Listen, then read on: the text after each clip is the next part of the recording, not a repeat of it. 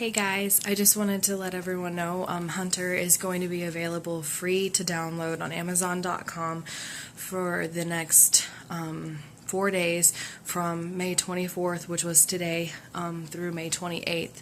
I felt really led to talk to everyone about these spiritual and Christian applications of Hunter that most people don't know.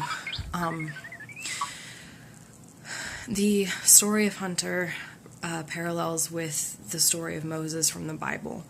It's not too heavy-handed, and I actually, after I wrote it, I didn't even realize it at the time until after I started planning the final books in the series, and then I realized it worked together as the Bible and figured out which of my books paralleled with which Bible stories. So I went back and added more scenes to parallel directly with Moses. It deals with anyone who has been called by God, or maybe they think they've been called by God to do something, and it seems impossible. It seems so far out of reach. It seems like they aren't the right ones for the job. Maybe that's some of you that are listening to this right now.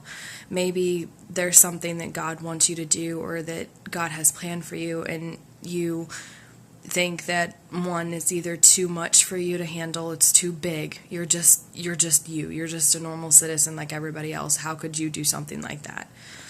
In which case, you need to know that God is big enough to handle whatever that is, and He will be your strength, and nothing is impossible with God, and we can do all things through Christ who strengthens us.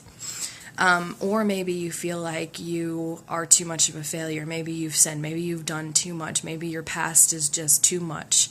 Maybe you're not the right person for the job. Maybe you've done so much you don't see how you're worthy to do God's will or to do anything for Him at all. And in which case, I'm here to tell you right now that God doesn't call the qualified. He qualifies the called. Every example in the Bible shows us of real people who had flaws. They trusted in God, they believed in Him, but they did have their flaws. Every one of them did. And He accepted them with their flaws and loved them, and they were still able to fulfill His plan for their lives despite their weaknesses. And like in the New Testament, it says that in our weakness, God is made strong. And that's something that we have to remember. And I really felt led to reach out to everybody that's the Christian and spiritual aspects that I tried to display in Hunter based off of the characters involved and everything else. And I hope that my phone's making weird noises, and I hope that everyone who reads Hunter can see those parallels and spiritual aspects and learn from them, and even new ones that I didn't know that was in there. God does miraculous things.